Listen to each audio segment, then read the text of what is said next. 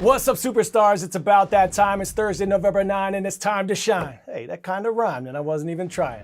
I'm lying. I was. Happy Friday Eve. I'm Coy Wire. This is CNN 10, and we start today with some pandemonium. These giant pandas at the National Zoo in Washington are very important pandas. The pandas are native to China, with an estimated 1,800 left in the wild. That's according to the World Wildlife Fund.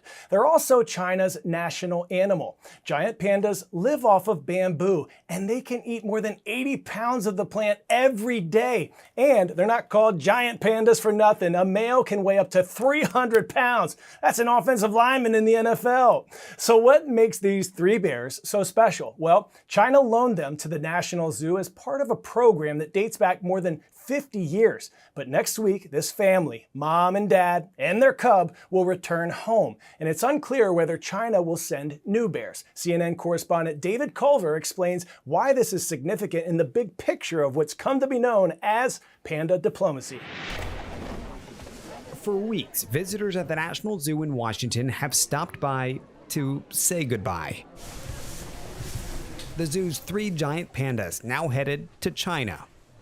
Zoo staff call this a hiatus in their 5-decade wildly popular panda program. Chinese officials have yet to say if it will continue. You might wonder why this even matters. There are, of course, far more pressing issues between the US and China. But as we look deeper, tracking where pandas are leaving and where they're going, you get a better sense of the new world order China's hoping to craft. These cuddly creatures used for China's major political and diplomatic needs, especially in places where it hopes to gain.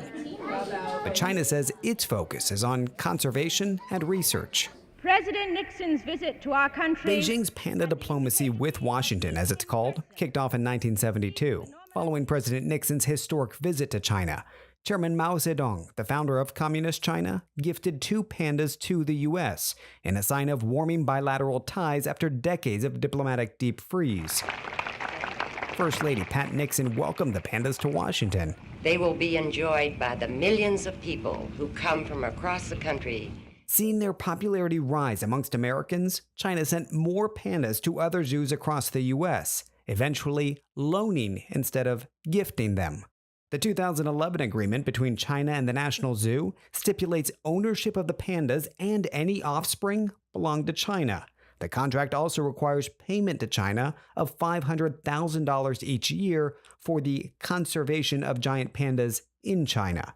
At its height, there were 15 pandas in the United States, but in the last decade, the numbers have dropped, coinciding with worsening U.S.-China relations. With the 3 pandas now departing the National Zoo, that only leaves Zoo Atlanta with pandas in the U.S. for now. The contracts for Atlanta's final 4 expire next year. No word on any extension. And that could mean that by the end of 2024, the only panda in zoos in all of the Americas would be Xin, right here in Mexico City. China's also loaned out new giant pandas to other countries, including EU nations like Denmark, Finland, and Germany. And in the Middle East, Qatar are getting their first panda last year. Regions where China is looking to bolster its relations and increase its influence. Staff at the National Zoo hopeful China might one day send over more giant pandas. They're even planning renovations for the soon-to-be vacant panda exhibit. 10-second trivia. Who gave the aurora borealis its name? Galileo, Cassini, Copernicus, or Kepler?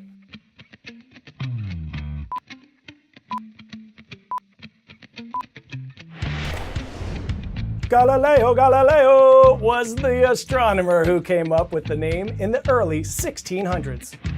Aurora borealis, also known as northern lights, is an atmospheric phenomenon that creates enchanting dancing waves of light associated with countries surrounding the Arctic like Canada, Russia, and Norway. But last weekend, you didn't have to head for the North Pole to catch these mesmerizing, shining skies. The borealis were spotted in parts of the UK, Ukraine, and Slovakia, and according to experts, southern sightings could become more common with increased solar activity. So, how does the sun summon this nighttime spectacle? We've got your answer right here. Described as one of Earth's greatest light shows, an aurora is one of the most fascinating and beautiful naturally occurring phenomena. You might know it as the Northern Lights, but it's technically called the aurora borealis in the Northern Hemisphere and the aurora australis, or Southern Lights, in the Southern Hemisphere. This phenomenon occurs above the magnetic poles in the northern and southern hemispheres. They form when gaseous particles in the Earth's atmosphere collide with charged particles released from the sun. Electrons and protons from the sun are blown toward the Earth by the solar wind. As these are carried towards Earth, most of them are deflected by Earth's magnetic field. However, the magnetic field is weaker at the poles, allowing some of the particles to funnel into the Earth's atmosphere. The vibrant colors produced are determined by the type of gases that are colliding. The result is a brilliant display of the common green and yellow, less common blue and violet, even rare reds painting the night sky in ribbons, arcs, or shooting rays. Oxygen produces green and red light, while nitrogen gives off blue and purple. The best time of year to view the light show is during the winter months when the nights are longer, under a cloud-free sky, away from light pollution.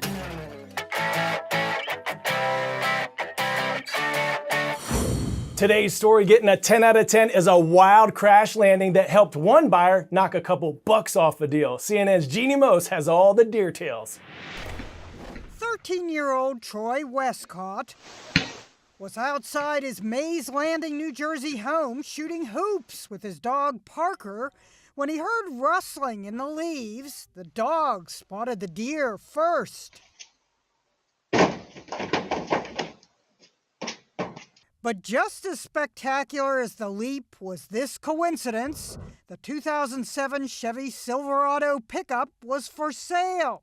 And at the exact same moment the prospective buyer pulled up to cinch the deal, the deer slammed into the pickup. What did he say? He was just shocked. He was like, oh, wow. Troy's dad was likewise stunned, but the buyer wasted no time in asking, how about a little break on the price for the damage to the truck? The dent left by the young buck saved the buyer $1,000 off the asking price. The seller started cracking jokes. We think that the deer was trained.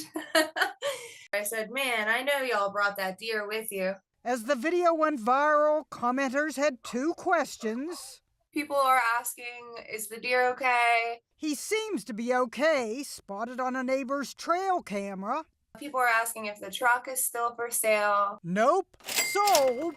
But it took a flying deer to make a pickup less dear by $1,000. Jeannie Mose, CNN, New York.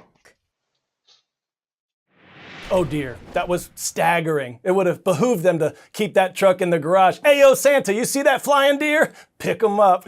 All right, we've got 2 shout outs in the YouTube version of our show today since we've officially topped 800,000 subscribers on our CNN 10 YouTube channel. Let's go. Today we're showing love to Alcorn Central Middle School in Glen, Mississippi. Rise up. And how about those Sages, the mighty Sages at Monticello High School in Monticello, Illinois? It's your moment, so own it. Happy Friday Eve, superstars. I'll see you tomorrow. I'm Coy Wire, and we are CNN 10.